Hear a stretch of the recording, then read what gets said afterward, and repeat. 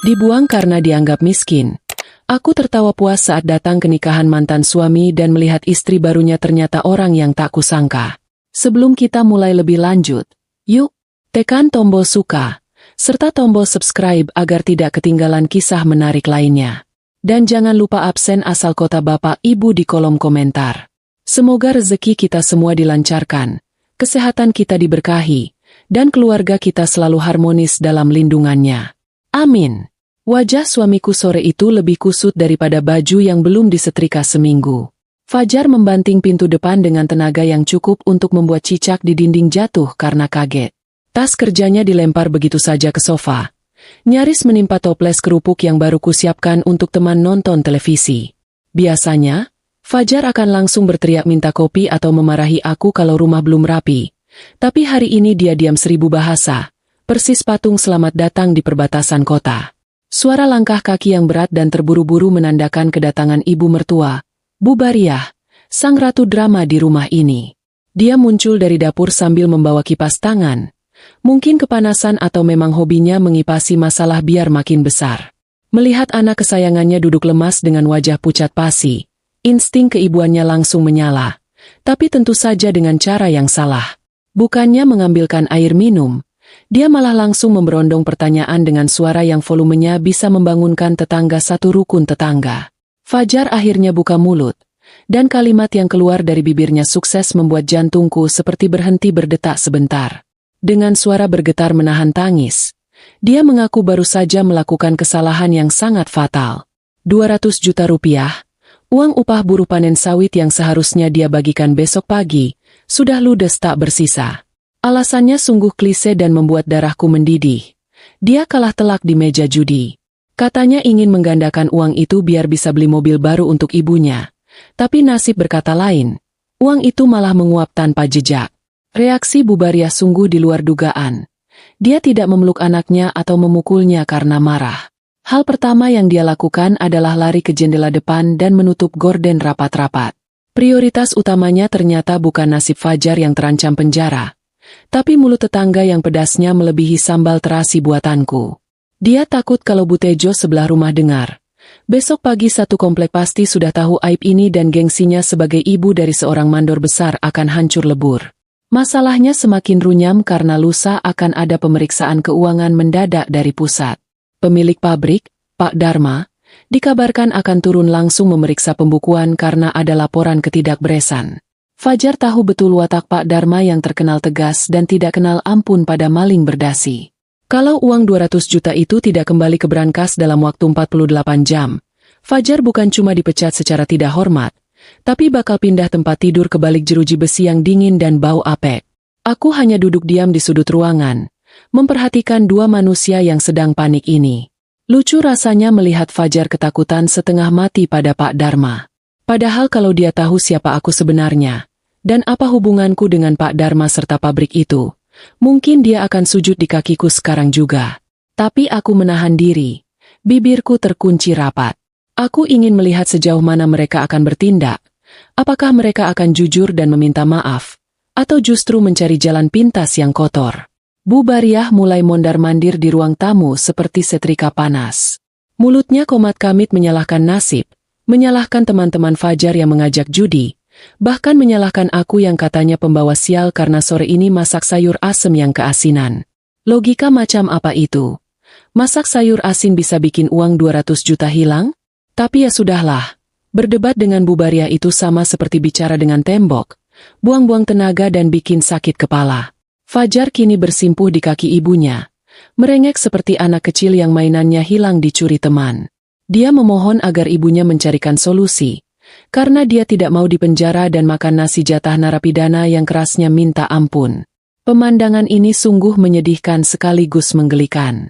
Seorang laki-laki dewasa, kepala mandor yang dihormati di pabrik, sekarang menciut nyalinya hanya karena keserakahannya sendiri. Malam itu, ruang tamu kami terasa lebih panas dari neraka bocor. Tidak ada solusi yang keluar, hanya ratapan dan saling menyalahkan. Aku bangkit dari kursi, berniat ke dapur untuk membuat teh hangat, sekadar untuk menenangkan sarafku sendiri yang mulai tegang. Di balik punggungku, aku mendengar Bu Bariah berbisik pada Fajar dengan nada licik, Sebuah bisikan yang membuat perasaanku tidak enak. Badai besar sepertinya baru saja akan dimulai di rumah kecil ini. Suasana hening yang mencekam itu akhirnya pecah saat aku meletakkan nampan berisi 3 gelas teh hangat di meja. Bunyi denting gelas yang beradu dengan tatakan piring membuat Fajar dan ibunya terlonjak kaget. Seolah aku baru saja meledakkan petasan di dalam rumah. Aku menarik napas panjang, mencoba menekan rasa kesal yang sudah sampai di ubun-ubun melihat tingkah dua manusia yang sedang kehilangan akal sehat ini. Sebenarnya aku malas ikut campur, tapi membiarkan suamiku masuk penjara juga bukan pilihan yang bijak saat ini, apalagi mengingat statusku yang sebenarnya. Dengan suara pelan namun tegas, aku menawarkan satu-satunya jalan keluar yang masuk akal yang bisa kuberikan sebagai istri mandor biasa. Aku bilang pada mereka kalau aku punya tabungan emas dan sedikit uang tunai peninggalan almarhum orang tuaku yang selama ini kusimpan rapat-rapat di bawah kasur. Jumlahnya lumayan, sekitar 100 juta rupiah, cukup untuk menutup separuh dari lubang menganga yang dibuat Fajar. Sisanya, kita bisa gadaikan motor dan cari pinjaman ke koperasi simpan pinjam besok pagi-pagi sekali. Mata Fajar yang tadinya redup seperti lampu 5 watt yang mau putus, mendadak berbinar terang benderang. Dia langsung menyambar tanganku, menggenggamnya erat seolah aku adalah pelampung penyelamat di tengah lautan badai. Mulutnya mulai meracau mengucapkan terima kasih berulang kali. Bahkan dia berjanji akan berhenti judi dan jadi suami yang lebih baik. Untuk sesaat, aku hampir percaya kalau manusia ini bisa berubah, dan hatiku sedikit luluh melihat kepanikan di wajahnya yang perlahan memudar. Belum sempat Fajar menyelesaikan kalimat manisnya, tawa sinis Bubariah meledak memenuhi ruangan tamu yang sempit itu. Itu bukan tawa lega, melainkan tawa mengejek yang suaranya mirip gesekan kapur tulis di papan hitam, bikin ngilu gigi. Dia menatapku dari ujung kepala sampai ujung kaki dengan pandangan meremehkan yang sudah sangat hafal di luar kepala. Baginya, solusi yang kutawarkan barusan mungkin terdengar seperti lelucon paling tidak lucu sedunia. Kata-kata yang keluar dari mulut mertuaku selanjutnya benar-benar menguji kesabaran tingkat dewa. Dia bilang uang 100 juta itu cuma uang receh, yang tidak ada gunanya sama sekali. Menurut logika ajaib Bubariah, masalah ini butuh 200 juta utuh malam ini juga, bukan dicicil atau ditambal sulam. Dia tidak mau tahu caranya. Pokoknya harus lunas ketika tanpa harus malu gadaikan motor atau terlihat susah di depan orang koperasi. Telunjuknya yang gemuk dan penuh cincin imitasi itu kemudian terarah tepat ke wajahku, menuduhku sebagai istri yang tidak becus mengatur rezeki suami. Katanya, kalau aku istri yang membawa keberuntungan, Fajar tidak akan kena masalah begini. Dia bahkan menuduhku pelit karena baru mengeluarkan uang itu sekarang, padahal aku baru tahu masalahnya 5 menit yang lalu. Sungguh luar biasa kemampuan Bubariah memutarbalikkan fakta. Dia cocok jadi penulis naskah sinetron azab. Harapanku agar Fajar membelaku, pupus ketika saat dia melepaskan genggaman tangannya begitu saja. Fajar kembali menunduk, termakan omongan ibunya bahwa bantuanku memang tidak cukup dan hanya akan memperpanjang penderitaan. Dia diam saja saat ibunya menyebut uang tabunganku sebagai uang sampah, yang tidak sebanding dengan gengsi keluarga besar mandor pabrik. Ternyata, mental tempe Fajar memang tidak bisa diubah. Dia lebih takut pada ibunya daripada kehilangan harga diri di depan istrinya. Rasa sesak memenuhi dadaku, bukan karena sedih, tapi karena menahan tawa melihat kebodohan mereka yang hakiki. Padahal, kalau saja mereka bersikap sedikit lebih manis dan tahu terima kasih, aku bisa saja menelepon Pak Dharma detik ini juga dan membereskan semuanya dalam satu jentikan jari tanpa perlu keluar uang sepeser pun. Tapi tidak, kesombongan mereka menutup mata hati. Dan mereka memilih membuang pelampung yang sudah ada di depan mata demi menunggu kapal pesiar yang entah kapan datangnya. Bubariah mengibaskan tangannya di depan wajahku seolah sedang mengusir lalat yang mengganggu makan siang. Dia bilang simpan saja uang recehku itu untuk beli bumbu dapur, karena dia akan mencari jalan lain yang lebih berkelas dan bermartabat. Katanya, keluarga terhormat tidak menyelesaikan masalah dengan cara mengemis ke koperasi atau jual harta benda. Sambil membusungkan dada, dia berkata akan menghubungi kenalan lamanya yang kaya raya, tanpa sadar bahwa keputusan itu adalah awal dari kehancuran mereka sendiri. Saat matahari benar-benar tenggelam dan harapan di wajah Fajar sudah setipis kulit bawang, sebuah mobil sedan hitam mengkilap berhenti tepat di depan pagar rumah kami yang catnya mulai mengelupas. Suara mesinnya begitu halus, Kontras sekali dengan detak jantung Fajar yang memburu karena takut itu adalah polisi atau penagih hutang. Namun, yang turun dari mobil itu bukanlah aparat berseragam coklat, melainkan seorang wanita muda dengan penampilan yang lebih mirip lampu hias berjalan daripada tamu agung. Wanita itu melangkah masuk ke halaman dengan sepatu hak tinggi yang bunyinya tok-tok-tok berirama, seolah sedang mengetuk pintu keserakahan penghuni rumah ini. Aroma parfumnya begitu menyengat. Saking kuatnya sampai-sampai nyamuk di teras rumah mungkin langsung pingsan karena mabuk kepayang. Bu Bariah yang tadinya lemah seperti ayam sakit, mendadak langsung tegak berdiri dan menyisir rambutnya yang berantakan dengan jari secepat kilat. Naluri materialistisnya sepertinya mendeteksi bau uang yang jauh lebih wangi daripada parfum tamu tak diundang ini. Fajar langsung melompat dari kursinya dengan mata berbinar, menyambut wanita itu dengan gugup. Ternyata dia adalah Elisa, kenalan baru Fajar yang katanya baru seminggu ini dekat dengannya. Elisa memperkenalkan diri dengan gaya bicara yang dibuat-buat, mendesah manja di setiap ujung kalimat, persis seperti tokoh antagonis di drama radio zaman dulu.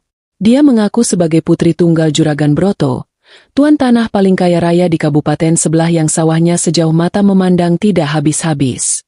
Tanpa basa-basi dan tanpa permisi padaku yang masih berdiri mematung di pojok ruangan sambil memegang nampan kosong, Elisa langsung duduk di sofa terbaik kami. Dia bercerita dengan nada prihatin yang sangat palsu bahwa dia sudah mendengar masalah yang menimpa Fajar. Entah dari mana dia tahu, mungkin Fajar yang mengadu atau dia punya telinga tempayan. Tapi Elisa menawarkan solusi yang membuat rahang Bu Bariah jatuh sampai ke lantai. Dia berjanji akan melunasi seluruh hutang 200 juta itu malam ini juga, tunai, tanpa bunga. Bukan cuma itu, Elisa juga mengiming-imingi janji manis lainnya yang lebih menggiurkan. Katanya, ayahnya si Juragan Broto itu sedang butuh orang kepercayaan untuk mengelola bisnis barunya, dan dia sudah merekomendasikan Fajar untuk posisi direktur utama. Fajar yang mendengar kata direktur, langsung senyum-senyum sendiri. Mungkin di kepalanya dia sudah membayangkan duduk di kursi empuk sambil tunjuk sana-sini. Lupa kalau 5 menit lalu dia masih menangis takut masuk penjara. Tentu saja, tidak ada makan siang gratis di dunia ini, apalagi dari orang asing yang dandanannya menor seperti ondel-ondel. Elisa mengajukan satu syarat mutlak yang membuat suasana ruangan mendadak hening. Dia bilang ayahnya mendesaknya untuk segera menikah minggu ini juga demi kelancaran bisnis keluarga. Jadi, jika Fajar mau hutangnya lunas dan jabatannya naik, dia harus bersedia menikahi Elisa secepatnya. Alasannya sungguh menggelikan. Katanya dia butuh sosok suami yang tegas dan bertanggung jawab seperti Fajar. Padahal satu kampung juga tahu Fajar itu tegasnya cuma kalau lagi marahi kucing. Aku menahan tawa melihat sandiwara konyol di depan mataku ini.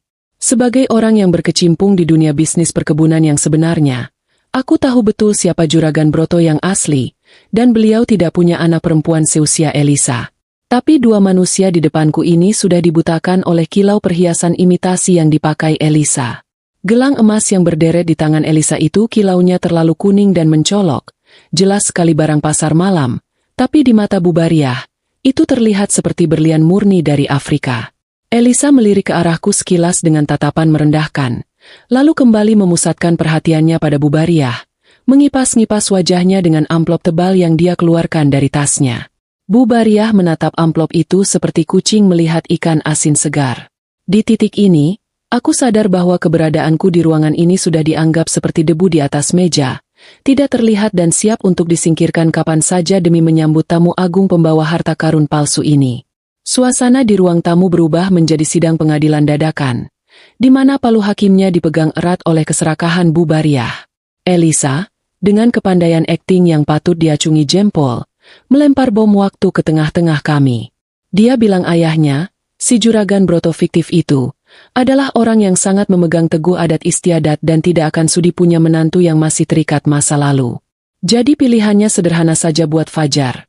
Pilih uang dan jabatan tapi harus jadi duda dulu, atau pilih tetap beristri tapi besok tidur beralaskan lantai penjara yang dingin. Bu Bariah langsung menyambar tawaran itu lebih cepat daripada ayam mematuk jagung.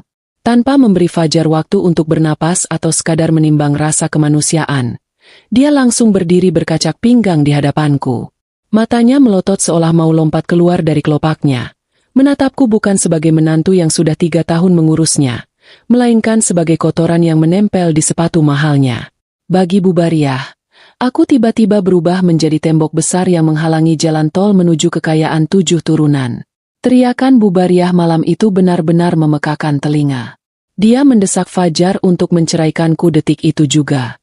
Alasannya sungguh menggelitik akal sehat. Katanya demi menyelamatkan martabat keluarga besar. Logika macam apa itu? Demi menutupi aib anaknya yang maling, dia rela membuang istri sah yang tidak berdosa. Dia mulai membanding-bandingkan aku dengan Elisa. Katanya Elisa adalah bidadari penyelamat yang dikirim Tuhan. Sedangkan aku cuma benalu yang bisanya cuma menghabiskan beras dan bikin sempit rumah. Fajar, laki-laki yang dulu berjanji sehidup semati di depan penghulu, kini nyalinya ciut sekecil kerupuk kena air. Dia menatapku sekilas, lalu beralih menatap tumpukan uang di pangkuan Elisa, dan keputusan pun diambil dengan sangat mudah. Tidak ada air mata penyesalan, tidak ada permohonan maaf. Dengan suara yang dipaksakan tegas, Fajar menjatuhkan talak 3 padaku di depan ibunya dan selingkuhan barunya. Kata-katanya meluncur begitu saja, memutus ikatan suci pernikahan hanya demi gengsi dan janji manis yang belum tentu benar. Yang lebih konyol lagi, Bubariah langsung mengusirku malam itu juga. Dia tidak mau aku berlama-lama di rumah itu karena takut aura miskin ku menular ke Elisa dan membuat rezeki mereka seret.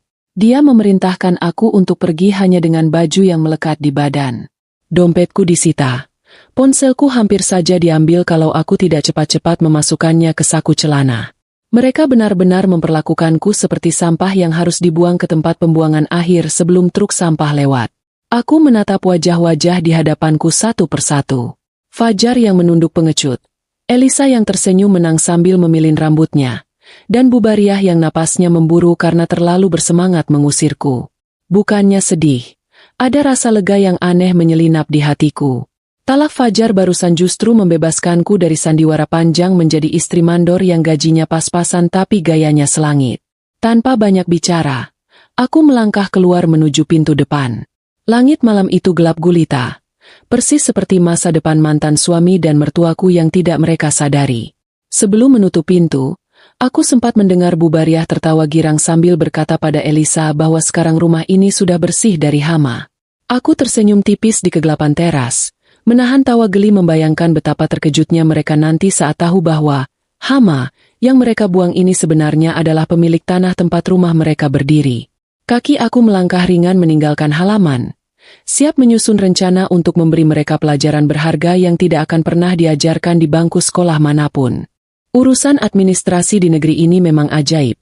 Bisa selesai secepat kilat asalkan ada pelicin yang cukup tebal terselip di balik meja. Hanya dalam waktu seminggu, statusku sebagai istri sah Fajar sudah resmi terhapus dari kartu keluarga, digantikan oleh Elisa yang entah asal-usulnya dari mana. Tanpa membuang waktu untuk masa idah atau sekadar menjaga perasaan tetangga, undangan resepsi pernikahan mereka langsung menyebar ke seluruh penjuru kota. Dicetak dengan tinta emas yang kilaunya bikin sakit mata. Gedung serbaguna kabupaten yang biasanya dipakai untuk senam lansia setiap minggu pagi, hari ini berubah wujud menjadi istana dadakan yang norak bukan main. Hiasan bunga plastik warna-warni menumpuk di sana-sini, bersaing dengan kain dekorasi yang warnanya merah menyala campur emas, persis seperti bungkus permen karet murah. Rupanya, Elisa ingin menunjukkan pada dunia bahwa dia punya selera. Meskipun seleranya lebih mirip pasar malam yang sedang obral besar-besaran. Di atas pelaminan, Bubariah duduk dengan senyum yang lebarnya bisa menyaingi terowongan kereta api. Dia memakai kebaya yang penuh payet berkilauan, ditambah kalung emas seberat rantai kapal yang melingkar di lehernya. Tentu saja itu semua adalah perhiasan pinjaman dari Elisa, tapi gaya Bubariah saat memamerkannya ke tamu undangan seolah-olah dia baru saja memborong separuh isi toko emas. Dia sibuk menyalami tamu sambil sedikit membusungkan dada. Bangga sekali akhirnya punya menantu yang dia pikir anak juragan tanah, bukan wanita biasa sepertiku. Fajar berdiri di samping istri barunya dengan wajah berseri-seri, persis ayam jago yang baru saja menang sabung di kandang sendiri. Jas sewaan yang dipakainya agak kekecilan di bagian perut. Tapi dia tidak peduli karena rasa percaya dirinya sedang melambung tinggi sampai ke langit ketujuh. Di matanya, masalah hutang 200 juta itu sudah lenyap ditelan janji manis Elisa, dan dia merasa masa depannya sudah aman sentosa. Dia lupa kalau uang pelunasan itu sebenarnya belum disetorkan Elisa ke kantor, dengan alasan birokrasi bank sedang lambat. Para tamu undangan yang hadir kebanyakan datang bukan untuk memberi doa restu, melainkan untuk menuntaskan rasa penasaran dan bergosip ria sambil makan gratis. Mereka berbisik-bisik di balik gelas sirup, membicarakan betapa teganya Fajar membuang istri lama demi wanita yang katanya kaya raya ini. Tapi Fajar dan keluarganya sudah tuli dan buta. Mereka terlalu sibuk menikmati panggung sandiwara ini. Mereka merasa sudah menang telak dari takdir, berpesta pora di atas penderitaanku tanpa sadar bahwa lantai dansa yang mereka injak sebenarnya adalah papan rapuh di atas jurang kehancuran. Pesta yang tadinya riuh rendah oleh suara musik dangdut dari pengeras suara mendadak berubah hening, seolah-olah ada malaikat pencabut nyawa yang baru saja numpang lewat di tengah ruangan. Aku tidak datang dengan daster kumal atau mata bengkak karena menangis seharian di pojokan kamar, seperti yang mungkin dibayangkan oleh mantan mertuaku. Tidak sama sekali. Malam ini, aku melangkah turun dari mobil mewah hitam legam, mengenakan kebaya merah marun berbahan sutra asli, bukan sutra kiloan pasar, yang harganya mungkin cukup untuk melunasi cicilan motor Fajar selama setahun penuh. Dua orang pria berbadan tegap dengan setelan safari rapi berjalan sigap di belakangku. Wajah mereka datar tanpa ekspresi, siap melipat siapa saja yang berani macam-macam. Saat kakiku melangkah melewati pintu utama gedung resepsi, ratusan pasang mata tamu undangan serentak menoleh ke arahku. Mulut mereka terbuka lebar, mungkin kaget atau bingung, memastikan apakah wanita anggun ini benar-benar Ratna si mantan istri mandor yang kemarin diusir seperti kucing kurap, atau artis ibu kota yang salah masuk hajatan. Bisik-bisik tetangga yang tadinya samar kini lenyap, digantikan oleh kesunyian yang mencekam. Di atas panggung pelaminan yang penuh bunga plastik itu, aku melihat mata Bu Bariah melotot nyaris keluar dari kelopaknya. Sendok es buah yang sedang dia pegang sampai jatuh berdenting ke lantai, mengotori kain batiknya, tapi dia bahkan tidak sadar. Wajahnya yang tadinya merah merona karena lapisan bedak tebal, seketika berubah pucat pasi seperti tembok yang lupa dicat. Sementara itu, Fajar terlihat lebih parah lagi. Dia mundur selangkah karena kaget sampai hampir menginjak gaun panjang Elisa yang menjuntai kemana-mana, membuat pengantin wanita itu sempoyongan persis orang mabuk laut. Aku bisa membaca pikiran mereka dari kejauhan. Mereka pasti mengira aku datang untuk mengemis minta rujuk, menangis histeris di kaki Fajar, atau membuat keributan norak ala sinetron Siang Bolong. Fajar bahkan terlihat panik memberi kode tangan pada petugas keamanan gedung untuk segera menyeretku keluar sebelum aku merusak pesta mewah mereka. Lucunya, dua orang satpam yang hendak mendekat justru malah mundur teratur dan pura-pura sibuk membetulkan tali sepatu saat melihat dua ajudanku menatap tajam ke arah mereka. Satpam itu sepertinya sadar diri. Gaji bulanan mereka rasanya tidak sebanding dengan risiko babak belur menghadapi pengawalku. Dengan senyum tipis yang kusunggingkan senatural mungkin, aku melangkah santai membelah kerumunan tamu. Orang-orang yang tadinya berdiri menghalangi jalan, otomatis minggir memberi ruang bak membelah lautan, seolah aura yang kubawa memaksa mereka untuk menepi. Langkah kakiku tenang namun pasti. Suara ketukan sepatu hak tinggiku di lantai keramik terdengar jelas di tengah keheningan gedung. Aku menikmati setiap detik ketakutan yang terpancar dari wajah Fajar dan ibunya. Ini bukan kunjungan balas dendam yang penuh amarah dan teriak-teriak. Ini adalah kunjungan kehormatan untuk memberikan kejutan terakhir yang tidak akan pernah mereka lupakan seumur hidup. Langkah kakiku terasa begitu ringan saat menyusuri karpet merah yang terbentang di tengah gedung, seolah aku sedang berjalan di atas awan, bukan di atas lantai gedung serbaguna yang karpetnya sedikit berdebu dan berbau apek. Rasanya aneh sekaligus menyenangkan menjadi pusat perhatian ratusan orang yang selama ini mungkin memandangku sebelah mata. Dulu, saat masih menjadi istri Fajar, aku selalu berjalan menunduk, takut salah tingkah, takut dibilang tidak sopan, atau takut baju murahanku jadi bahan omongan tetangga. Tapi malam ini, daguku terangkat tinggi, bukan karena sombong, tapi karena aku tahu siapa diriku yang sebenarnya dan permainan apa yang sedang kumainkan. Ibu-ibu arisan yang biasanya paling berisik kalau sedang mengocok gelas undian, mendadak jadi patung lilin yang lupa bernapas saat aku lewat di depan meja prasmanan mereka. Aku sempat melirik sekilas ke arah piring mereka yang menumpuk penuh rendang dan kerupuk. Sepertinya nafsu makan mereka hilang seketika melihat penampilanku yang berubah 180 derajat. Mungkin di kepala mereka sedang terjadi perang batin yang dahsyat, bingung membedakan apakah ini Ratna si istri mandor yang sederhana itu, atau kembarannya yang selama ini disembunyikan di luar negeri. Lucu sekali melihat wajah-wajah penasaran yang tertahan gengsi itu. Semakin dekat aku ke panggung pelaminan, semakin jelas terlihat betapa noraknya dekorasi pesta yang dibangga-banggakan Bu Bariah ini. Dari jauh memang kelihatan meriah, tapi dari dekat, bunga-bunga plastik itu warnanya sudah pudar karena terlalu sering disewakan, dan kain-kain emas yang digantung di langit-langit itu lebih mirip bungkus permen coklat kiloan daripada dekorasi kerajaan. Fajar dan ibunya benar-benar tertipu oleh kemasan luar, persis seperti cara mereka menilai manusia. Mereka silau oleh kilauan palsu, sampai lupa mengecek apakah di dalamnya ada emas murni atau cuma besi karatan yang disepuh cat semprot. Wajah mantan suamiku itu kini terlihat jelas. Keringat sebesar biji jagung mulai bercucuran di dahinya yang tertutup sedikit oleh peci pengantin. Dia berusaha keras untuk tetap tersenyum, tapi senyumnya kaku dan gemetar.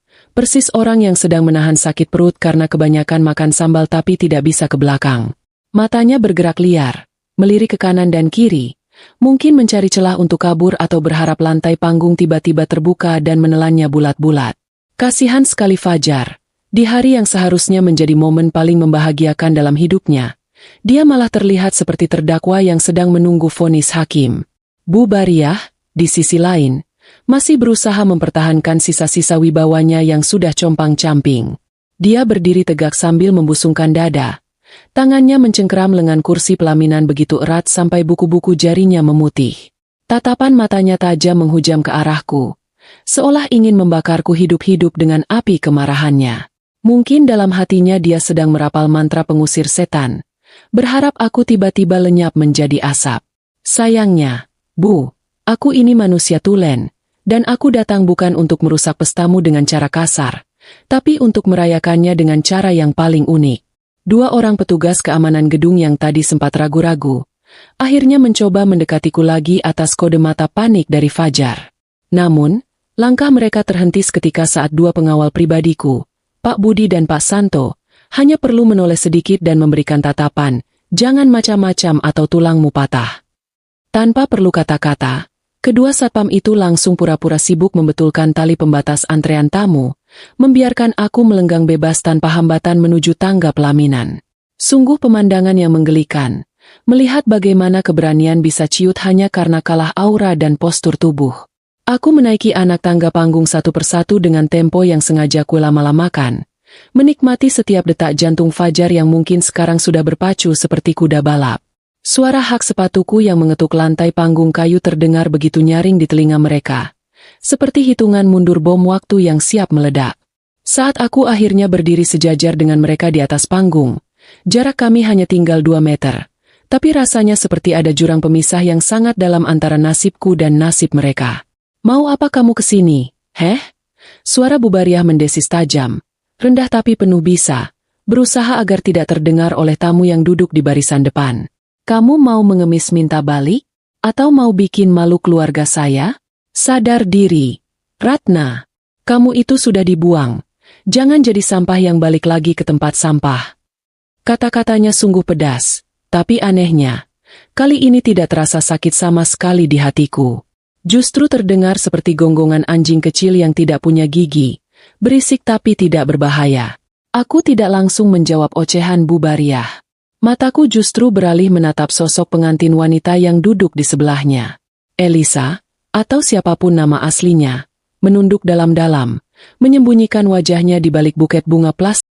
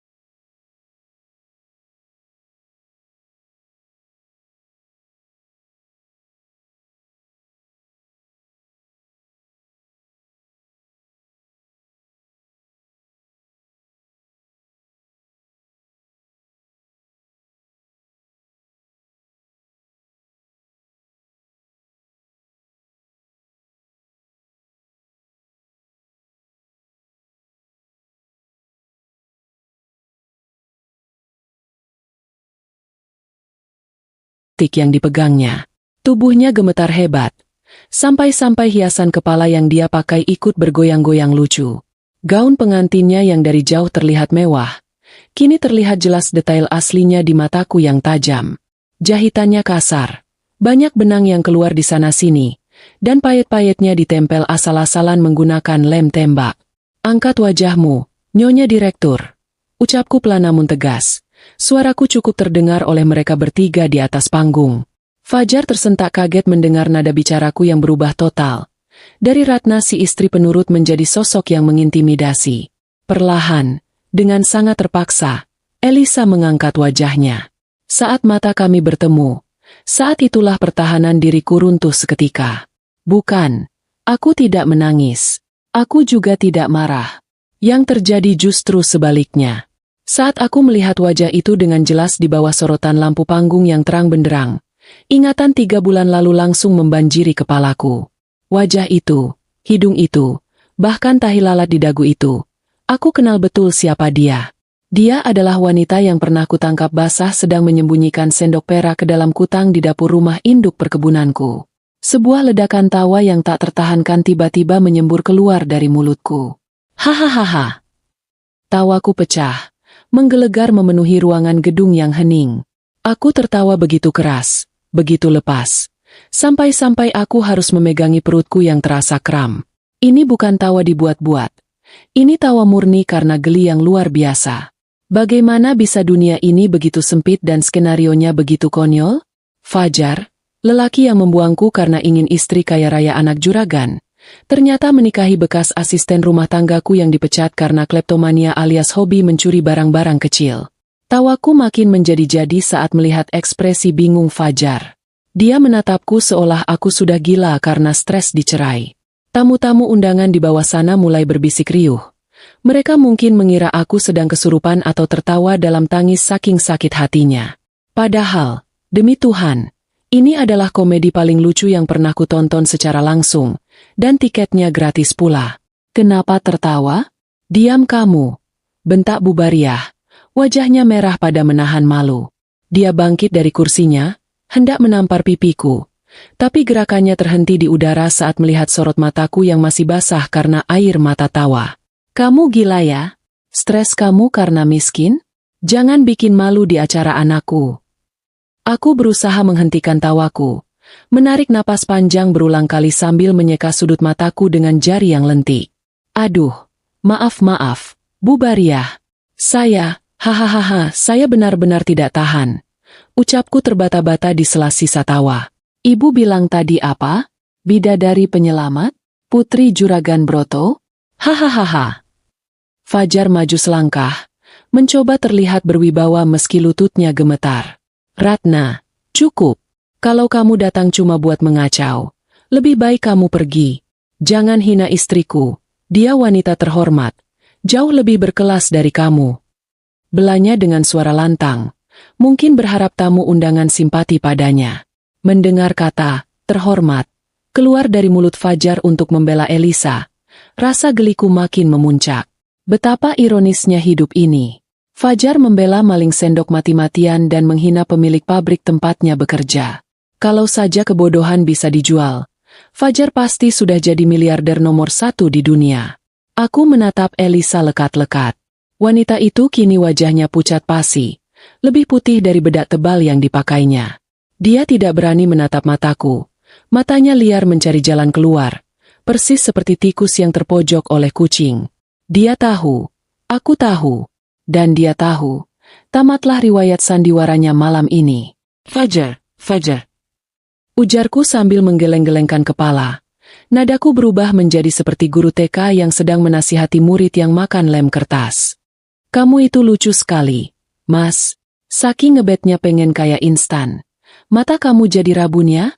Kamu tidak mengenali siapa wanita di sampingmu ini? Atau saking tebalnya bedak dia, kamu jadi lupa logika?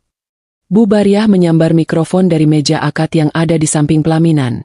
Niatnya mungkin mau memanggil keamanan lewat pengeras suara. Keluar kamu.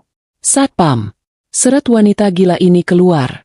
Teriaknya histeris.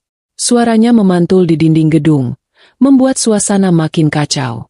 Beberapa tamu undangan ada yang berdiri, penasaran ingin melihat lebih dekat drama yang sedang terjadi. Aku mengangkat tangan kananku, memberi isyarat tenang pada Pak Budi dan Pak Santo yang sudah bersiap maju untuk melindungiku. Aku tidak butuh kekerasan fisik. Kata-kata dan fakta sudah cukup untuk meruntuhkan istana pasir mereka. Aku mengambil langkah mendekati Elisa, yang sontak memundurkan badannya sampai menabrak kursi pelaminan. "Halo, Elis," sapaku ramah, menyebut nama panggilannya saat masih bekerja di dapurku dulu. "Apa kabar? Masih suka mengoleksi sendok perak orang lain? Atau sekarang sudah naik level jadi kolektor suami orang?" Pertanyaan santai itu sukses membungkam seluruh gedung. Hening, senyap. Bahkan suara jangkrik di luar gedung pun rasanya ikut berhenti bersuara karena kaget. Fajar menoleh kaku ke arah Elisa. Lehernya seakan berkarat. "Elis? Siapa Elis?" "Namanya Elisa. Ratna. Jangan ngarang cerita kamu." Aku tersenyum miring. Senyum kemenangan yang kutahan sejak tadi. Sudah saatnya tirai panggung ini dibuka lebar-lebar. Biar semua penonton tahu siapa pemain sirkus yang sebenarnya. Aku berjalan perlahan menuju meja tempat mikrofon yang tadi diletakkan Bu Bariah, mengambil benda itu dengan anggun. "Bapak-bapak, ibu-ibu, para tamu undangan yang terhormat, dan juga mantan mertuaku yang paling gila hormat." Suaraku menggema jernih lewat pengeras suara, tenang namun penuh otoritas. "Maaf sudah mengganggu waktu makan enak kalian. Tapi rasanya sayang kalau pesta semewah ini tidak dilengkapi dengan hiburan yang bermutu. Izinkan saya, Ratna, memperkenalkan siapa sebenarnya bintang utama di pelaminan malam ini." Jantung Fajar rasanya pasti sudah berhenti berdetak saat itu juga. Dia menatapku dengan campuran rasa takut dan bingung yang luar biasa. Di matanya, aku bukan lagi Ratna si istri penurut yang bisa dibentak-bentak. Di matanya, dia melihat ancaman besar yang siap menelan bulat-bulat harga dirinya. Dan dia benar, sangat benar. Tawa geliku tadi hanyalah pembuka. Hidangan utamanya baru saja akan kusajikan panas-panas. Memegang benda hitam pengeras suara ini rasanya seperti memegang tongkat komando jenderal perang yang siap membumi hanguskan benteng musuh dalam satu kali perintah. Tanganku terasa dingin bersentuhan dengan gagang besi mik itu. Kontras sekali dengan suasana ruangan yang panasnya minta ampun, bukan karena pendingin udaranya mati, tapi karena ratusan pasang mata sedang menatapku dengan napas tertahan. Di belakangku, aku bisa merasakan hawa panas dari tubuh Bu Bariah yang berdiri kaku seperti tugu batu. Mungkin dia sedang berdoa supaya lantai panggung ini runtuh dan menelan kami semua hidup-hidup. Sayangnya, doa orang yang zalim biasanya nyangkut di plafon gedung dan tidak sampai ke langit. Aku menarik napas panjang, mengisi paru-paruku dengan aroma melati dari hiasan pengantin yang mulai layu, bercampur dengan bau keringat ketakutan yang menguar deras dari tubuh Fajar dan Elisa. Suasana hening yang mencekam ini sungguh nikmat. Rasanya seperti saat guru sedang membagikan kertas ulangan matematika yang susah minta ampun, tegang, sunyi, dan penuh kepasrahan. Bedanya, di sini akulah gurunya, dan nilai merah sudah tercetak jelas di jidat mereka bertiga. "Bapak-bapak dan ibu-ibu sekalian," aku memulai pidatoku dengan nada suara yang tenang, lembut, tapi setiap suku katanya kutekan dengan jelas agar masuk ke gendang telinga semua orang, termasuk tukang parkir di luar gedung sana. "Kalian pasti bingung, kenapa mantan istri yang katanya gembel dan pembawa sial ini berani lancang naik ke panggung pelaminan yang suci dan mulia ini, bukan?" Beberapa tamu di barisan depan mengangguk pelan tanpa sadar, seolah terhipnotis oleh caraku bicara. Fajar bergerak gelisah di tempatnya. Dia mau maju merebut pengeras suara di tanganku, tapi satu deheman keras dari Pak Budi, pengawalku yang badannya segede lemari 2 pintu, membuat nyali Fajar ciut kembali ke ukuran biji sawi. Dia hanya bisa berdiri mematung sambil meremas ujung jas sewaannya yang kekecilan. "Saya berdiri di sini bukan karena cemburu," lanjutku sambil tersenyum manis ke arah Fajar, senyum yang kubuat semanis madu tapi beracun. "Demi Tuhan, saya justru sangat bahagia. Saya ingin mengucapkan selamat yang sebesar-besarnya kepada Mas Fajar, mantan suami saya yang tercinta, karena akhirnya cita-citanya tercapai. Dia selalu bermimpi punya istri yang levelnya tinggi, wanita karir yang mandiri, dan punya banyak koleksi barang berharga. Dan hari ini, mimpinya terwujud."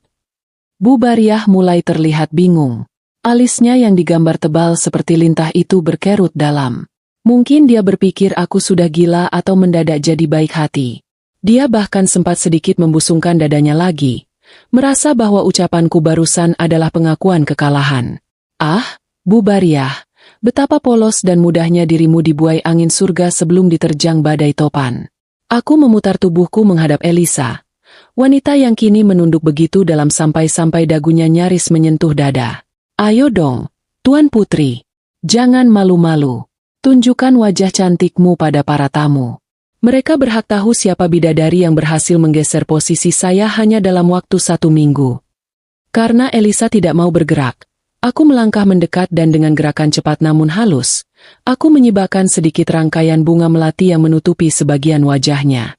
Wajah itu kini terekspos jelas di bawah lampu sorot. Bedak tebalnya sudah luntur di bagian hidung dan dahi karena keringat, membuat wajahnya terlihat belang-belang seperti tembok yang catnya belum rata. Matanya basah, tapi bukan karena haru, melainkan karena dia tahu riwayatnya sudah tamat. Hadirin sekalian, seruku lantang sambil menunjuk wajah Elisa dengan tangan kiriku. Perkenalkan, wanita anggun yang duduk di pelaminan ini, yang katanya putri tunggal Juragan Broto, tuan tanah terkaya di kabupaten sebelah, sebenarnya bernama asli Elis. Aku memberi jeda sebentar, membiarkan nama itu menggantung di udara. Elis ini adalah wanita karir yang sangat hebat, sangat gigih. 3 bulan yang lalu, saya merekrutnya secara pribadi. Ya, Elis ini adalah mantan karyawan saya. Suara gumaman mulai terdengar riuh di bawah panggung. Wah, ternyata mantan karyawannya Ratna. Bisik salah satu ibu-ibu arisan yang suaranya cukup kencang. Hebat ya, berarti dia sukses dong sekarang. Aku tersenyum mendengar bisikan itu. Betul sekali, Bu. Dia sangat sukses. Sukses membuat saya pusing 7 keliling. Elis ini bekerja di bagian manajemen kebersihan dan logistik rumah tangga di kediaman saya. Atau bahasa sederhananya yang lebih mudah dimengerti Bapak Ibu sekalian. Elis adalah asisten rumah tangga alias pembantu yang bertugas menyikat kamar mandi dan mencuci piring kotor di rumah induk perkebunan saya. Boom! Suasana gedung meledak seketika. Suara riuh rendah yang tadinya cuma gumaman, kini berubah menjadi teriakan kaget dan tawa tertahan. Apa? Pembantu? Teriak seseorang di pojok belakang. Fajar terlonjak kaget seolah baru saja disengat tawon di pantatnya. Dia menoleh patah-patah ke arah Elisa. Matanya melotot horor. Apa? Ratna, kamu jangan sembarangan bicara. Dia ini anak juragan. Ayahnya punya sawah ratusan hektar. Bantah Fajar dengan suara serak, berusaha menyangkal kenyataan yang mulai merayapi akal sehatnya. Aku tertawa renyah. Kali ini tawa yang benar-benar mengejek. Mas Fajar, kamu ini lugu atau memang bodohnya sudah mendarah daging? Coba kamu tanya sama Tuan Putri, di sebelahmu itu. Tanya, di mana sawah bapaknya? Sawah yang mana? Sawah di dunia mimpi? Atau sawah di permainan ponsel yang sering dia mainkan kalau lagi malas menyapu lantai? Elisa alias Elis kini mulai terisak pelan. Bahunya berguncang hebat. Dia tidak berani mengangkat wajahnya sama sekali. Bohong. Kamu bohong. Bu Bariah tiba-tiba maju menyerang. Jarinya menunjuk-nunjuk wajahku dengan beringas. Kamu pasti ngarang cerita karena iri kan? Kamu dengki melihat anak saya bahagia sama orang kaya. Dasar wanita ular. Mana mungkin anak juragan disamakan sama pembantu. Lihat kulitnya. Lihat bajunya. Bersih, putih, wangi. Mana ada pembantu kayak gini? Aku menggeleng-gelengkan kepala prihatin menatap mantan mertuaku ini. Kasihan. Benar-benar kasihan. Saking inginnya punya menantu kaya, dia sampai kehilangan kemampuan mendeteksi kebohongan yang paling dasar. Bu Bariah, jawabku santai. Ibu tahu kenapa kulitnya putih? Karena selama kerja di rumah saya, dia kerjanya cuma di dalam ruangan ber-AC, jarang kena matahari, dan dia hobi sekali mencuri krim pemutih wajah milik saya yang harganya jutaan. Ibu tahu kenapa dia wangi? Karena sebelum kabur dari rumah saya, dia menumpahkan sebotol parfum mahal di bajunya. Dan soal baju bagus itu, coba ibu periksa label di bagian leher gaun pengantin yang dia pakai. Saya yakin itu sewaan dari salon Bu Mimin di pasar. Kan? Karena Elis tidak punya uang sepeser pun untuk beli gaun sendiri. Bu Bariah terdiam 1000 bahasa. Mulutnya menganga lebar, tapi tidak ada suara yang keluar. Dan satu lagi, Mas Fajar. Aku kembali beralih pada mantan suamiku yang wajahnya kini lebih pucat dari mayat. Kamu tahu kenapa dia dipecat dan kabur dari rumah saya? Bukan karena dia ingin mengejar karir atau menikah dengan pangeran berkuda putih sepertimu. Dia kabur karena ketahuan mencuri. Aku melangkah lebih dekat ke arah Elisa, mencondongkan badanku sedikit. Elis, masih ingat kan? 3 cincin emas milik ibu saya, 2 pasang anting berlian, dan uang tunai 5 juta rupiah uang belanja dapur yang kamu sikat dari laci meja rias? Oh iya, jangan lupa koleksi sendok perak antik yang kamu sembunyikan di dalam sarung bantalmu. Masih ada barangnya? Atau sudah kamu jual buat modal menipu keluarga mandor yang gila hormat ini? Elisa akhirnya tidak tahan lagi. Dia menjerit histeris sambil menutup telinganya. Cukup, diam. Jangan diteruskan, teriaknya dengan suara cempreng yang sangat kuskenal. Suara yang sama saat dia dulu berteriak minta tolong karena melihat kecoa di kamar mandi pembantu. Pengakuan tidak langsung dari mulut Elisa itu menjadi paku terakhir di peti mati harga diri keluarga Fajar. Tamu undangan kini tidak lagi berbisik. Mereka terang-terangan tertawa dan menyoraki pengantin di panggung. Pengantin penipu. Wah, mandor Fajar kena prank. Bubariah, menantunya pinter nyikat WC dong. Celotehan-celotehan pedas dari para tamu itu berterbangan seperti anak panah yang menancap tepat di jantung Bubariah. Wanita tua itu limbung, kakinya lemas seperti jeli. Dia berpegangan pada lengan kursi pelaminan dengan napas tersengal-sengal. Bayangan menjadi besan juragan tanah, bayangan pamer emas di arisan, bayangan hidup enak ongkang-ongkang kaki, semuanya hancur lebur menjadi debu dalam hitungan detik. Fajar menatap Elisa dengan pandangan jijik dan ngeri. Dia mundur menjauh seolah Elisa adalah penyakit menular yang mematikan. Jadi selama ini kamu bohong? Tanya Fajar dengan suara bergetar hebat. Uang pelunasan hutang itu, janji jabatan direktur itu, semuanya bohong.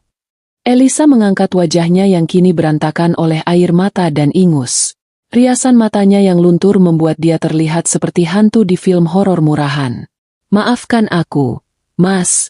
Aku cuma pengen hidup enak. Aku pikir kalau aku nikah sama mandor, aku bisa aman. Aku dikejar-kejar polisi di kota sebelah. Mas, aku butuh tempat sembunyi. Rintih Elisa di sela tangisnya. Jawaban itu membuat Fajar meraung marah. Kurang ajar.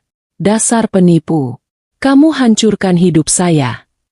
Fajar mengangkat tangannya hendak menampar Elisa. Tapi lagi-lagi, deheman berat Pak Budi menghentikan gerakannya.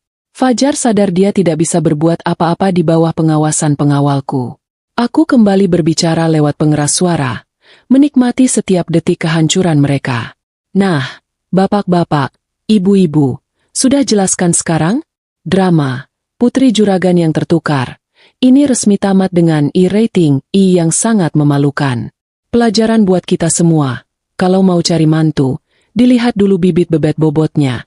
Jangan cuma lihat kilau gelangnya saja. Siapa tahu gelangnya beli di pasar malam 15 ribuan dapat 3. Tawa tamu undangan kembali meledak. Bahkan catering yang sedang menyendok nasi pun ikut tertawa sampai nasinya tumpah. Aku melirik jam tangan emasku. Waktunya hampir habis. Babak terakhir akan segera dimulai. Mas Fajar, panggilku lembut. Satu hal lagi yang perlu kamu tahu. Uang 200 juta yang kamu korupsi itu. Kamu pikir bisa lunas dengan janji manis Elis? Tentu tidak. Dan kamu, Bubariah, yang kemarin mengusir saya seperti kucing kurap karena menganggap saya miskin. Ibu tahu siapa pemilik pabrik tempat Fajar bekerja? Siapa pemilik tanah perkebunan tempat rumah dinas kalian berdiri? Bubariah menatapku dengan mata nanar. Keringat dingin membasahi seluruh wajahnya. Pemiliknya adalah PT Sawit Makmur Sejahtera. Jawabku pelan. Dan komisaris utamanya, orang yang punya tanda tangan paling sakti di perusahaan itu, sedang berdiri di depan ibu sekarang, memegang pengeras suara ini, dan menertawakan kebodohan kalian yang luar biasa. Hening. Kali ini keheningan yang berbeda. Bukan hening karena tegang, tapi hening karena syok berat. Mulut Fajar terbuka begitu lebar sampai lalat bisa masuk dan bertelur di sana. Bubariah memegang dadanya, Matanya terbelalak putih semua, seolah nyawanya baru saja dicabut paksa oleh malaikat maut tapi dikembalikan lagi karena malaikatnya belum tega. Ratna, kamu. Fajar tergagap. Lidahnya keluh. Ya, saya Ratna. Istri yang kamu ceraikan demi pembantu maling. Istri yang kamu anggap gembel padahal yang menggaji kamu setiap bulan adalah uang dari perusahaan saya. Lucu kan hidup ini, Mas? Tepat saat itu, suara sirine mobil yang khas terdengar meraung-raung dari arah pintu depan gedung. Bunyinya semakin dekat, semakin nyaring, membelah kebekuan di dalam ruangan. Lampu biru kemerahan berputar-putar memantul di dinding kaca gedung resepsi. Aku tersenyum puas. Tamu istimewa yang sesungguhnya sudah datang. Bukan untuk makan prasmanan, tapi untuk menjemput pengantin baru yang sedang berbahagia ini menuju bulan madu mereka di Hotel Prodeo alias penjara.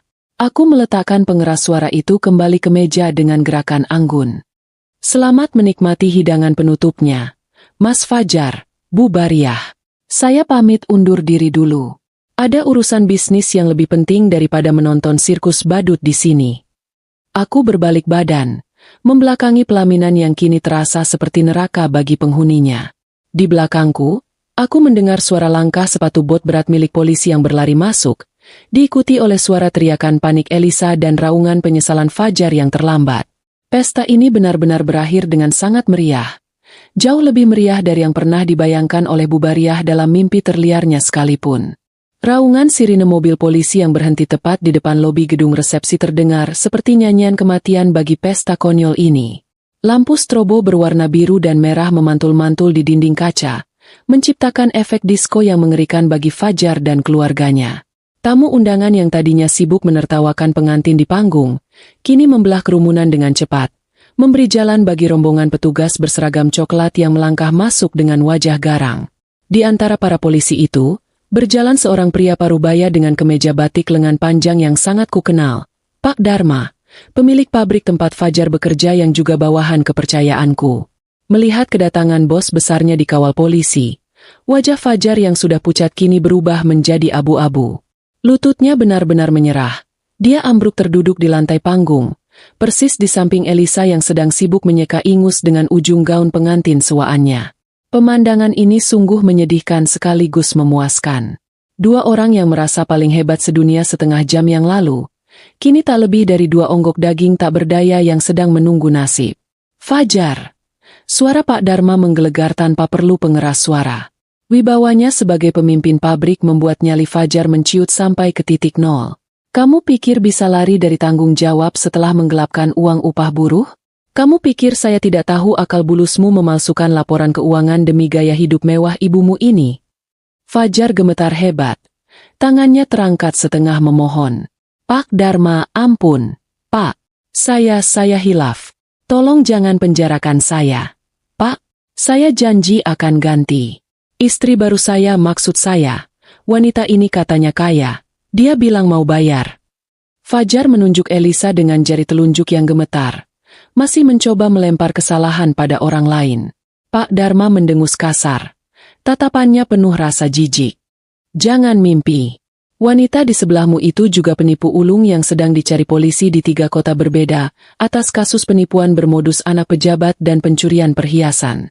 Kalian berdua memang jodoh. Sama-sama kriminal. Sama-sama tidak tahu malu. Polisi bergerak cepat. Tanpa banyak drama, 2 petugas langsung naik ke panggung dan menarik tangan Fajar ke belakang. Bunyi, klik, dari borgol besi yang terkunci di pergelangan tangan Fajar terdengar begitu nyaring di tengah keheningan gedung. Fajar menangis meraung-raung seperti anak kecil yang tidak dibelikan permen, memanggil-manggil ibunya. Bu, ibu tolong Fajar. Bu, Fajar nggak mau dipenjara. Tapi Bu Bariah tidak bisa menolong. Wanita tua itu berdiri mematung di pinggir pelaminan. Matanya menatap kosong ke arah anaknya yang diborgol. Mulutnya komat kamit tanpa suara. Mungkin otaknya sedang mengalami korsleting parah karena tidak sanggup memproses kenyataan bahwa anak kebanggaannya kini resmi jadi tersangka. Mimpinya punya menantu direktur dan anak juragan musnah sudah. Berganti dengan bayangan harus menjenguk anak di sel tahanan setiap minggu sambil bawa rantang nasi. Giliran Elisa yang diamankan. Wanita itu sempat mencoba memberontak. Dia menendang-nendang kakinya ke udara dan berteriak bahwa dia dijebak. Lepaskan! Saya bukan maling. Ratna yang jebak saya. Dia yang taruh sendok perak itu di tas saya. Tuduhnya membabi buta. Tentu saja, tidak ada yang percaya. Polisi dengan mudah melumpuhkan perlawanan konyolnya dan menyeretnya turun dari panggung dengan gaun pengantin yang kini kotor dan robek di bagian bawah karena tersangkut paku panggung. Di tengah kekacauan itu, Pak Dharma tidak langsung mengikuti polisi yang membawa para tersangka. Dia justru berbalik badan, berjalan lurus ke arahku yang masih berdiri santai di dekat meja pengeras suara. Wajah Pak Dharma yang tadi garang saat memarahi Fajar, seketika berubah menjadi sangat hormat dan santun. Di hadapan ratusan tamu undangan yang masih menahan napas, Pak Dharma melakukan sesuatu yang membuat mata Bu Bariah, yang tadinya kosong, kembali melotot saking kagetnya. Pak Dharma membungkukkan badannya sedikit, sebuah gestur penghormatan yang sangat sopan, lalu menyalamiku dengan takzim. Selamat malam, Bu Ratna. Sapa Pak Dharma dengan suara yang cukup lantang. Mohon maaf yang sebesar-besarnya atas ketidaknyamanan ini. Saya terlambat datang karena harus mengurus berkas penangkapan si mandor korup dan calon istrinya ini di kantor polisi. Saya benar-benar malu. Bu, saya kecolongan ada tikus sebesar itu di pabrik yang Ibu percayakan pada saya. Aku tersenyum ramah, menepuk pelan bahu Pak Dharma. Tidak apa-apa, Pak Dharma. Justru waktunya pas sekali. Bapak datang tepat saat hidangan penutup pesta ini disajikan. Terima kasih sudah bekerja cepat. Sama-sama, Bu Komisaris. Jawab Pak Dharma tegas. Kata, Komisaris, itu meluncur mulus dari mulut Pak Dharma. Dan efeknya lebih dahsyat daripada ledakan tabung gas. Bu Bariah yang masih berdiri lemas, tiba-tiba tersentak seperti disetrum listrik tegangan tinggi. Dia menatapku dan Pak Dharma bergantian dengan pandangan horor. Komisaris? Cicit Bu Bariah dengan suara serak yang nyaris hilang. Pak Dharma, Bapak panggil dia apa? Dia itu Ratna, dia cuma istri mandor dia. Pak Dharma menoleh ke arah Bu Bariah dengan tatapan dingin. Ibu tidak tahu? Bu Ratna ini adalah pemilik tunggal PT Sawit Makmur Sejahtera, perusahaan induk yang membawahi pabrik tempat anak ibu bekerja dan perkebunan sawit di kabupaten ini. Saya ini cuma bawahan beliau. Rumah dinas yang ibu tempati, motor yang dipakai Fajar, bahkan tanah tempat ibu berpijak sekarang, semuanya milik Bu Ratna. Fajar yang sedang diseret polisi di pintu keluar sempat menoleh mendengar ucapan itu. Wajahnya yang basah oleh air mata dan ingus kini dipenuhi penyesalan yang amat sangat dalam. Dia baru sadar, dia telah membuang berlian murni seharga triliunan rupiah demi memungut batu kali yang dibungkus kertas kado murah. Dia membuang ratu yang sesungguhnya demi seorang pelayan pencuri. Ratna, Ratna maafkan aku. Teriak Fajar histeris dari kejauhan sebelum didorong masuk ke dalam mobil polisi. Aku nggak tahu. Sumpah aku nggak tahu. Kita rujuk ya. Erate. Aku masih cinta sama kamu. Aku hanya tertawa kecil mendengar teriakan putus asa itu. Cinta? Cinta macam apa yang baru muncul saat tahu pasangannya punya harta berlimpah? Itu bukan cinta, Mas. Itu proposal bisnis yang ditolak. Bu Bariah akhirnya tidak kuat lagi menahan gempuran fakta yang bertubi-tubi. Kakinya menyerah, tubuh gempalnya ambruk ke lantai panggung dengan bunyi gedebuk yang cukup keras. Dia pingsan. Pingsan karena malu, pingsan karena kaget, dan pingsan karena sadar bahwa mulai besok dia harus angkat kaki dari rumah dinas dan mungkin harus tidur di pos ronda karena tidak punya tempat tujuan. Aku menatap tubuh Bu Bariah yang digotong oleh beberapa satpam gedung. Tidak ada rasa kasihan sedikit pun di hatiku. Mereka menuai apa yang mereka tanam. Pesta pernikahan yang seharusnya penuh kebahagiaan ini berakhir menjadi tontonan hukum yang edukatif bagi seluruh warga kabupaten. Mari, Bu Ratna. Mobil ibu sudah siap di depan. Kita tinggalkan tempat yang hawanya kurang enak ini. Ajak Pak Dharma sopan. Aku mengangguk setuju. Ayo, Pak. Saya tiba-tiba lapar. Melihat orang serakah kena batunya ternyata bikin perut keroncongan. Aku melangkah keluar gedung dengan kepala tegak. Meninggalkan sisa-sisa kekacauan pesta, bisik-bisik tamu yang makin heboh, dan piring-piring kotor yang berserakan. Malam ini, kebenaran sudah menang dengan cara yang paling elegan dan menghibur. Udara malam di luar gedung resepsi terasa jauh lebih segar daripada oksigen manapun yang pernah kuhirup selama 3 tahun terakhir. Angin sepau-sepau menyapa wajahku, seolah alam semesta ikut merayakan kebebasan yang sesungguhnya. Di belakangku, suara keributan perlahan meredup, berganti dengan bisik-bisik tamu undangan yang pulang membawa oleh-oleh paling berharga malam itu, bukan kipas atau gantungan kunci, melainkan bahan gosip panas yang akan awet digoreng sampai lebaran tahun depan. Aku duduk di kursi belakang mobil sedan hitamku, menyandarkan punggung yang rasanya pegal karena terlalu lama menahan tawa. Pak Dharma duduk di kursi depan samping sopir, sesekali melirik lewat kaca spion tengah dengan tatapan kagum sekaligus takut. Mungkin dia masih tidak menyangka, wanita yang selama ini dia kenal lewat tanda tangan di berkas laporan bulanan, ternyata adalah istri dari mandornya yang paling bermasalah. Mobil melaju perlahan meninggalkan pelataran gedung, membelah jalanan kota kecil yang sepi.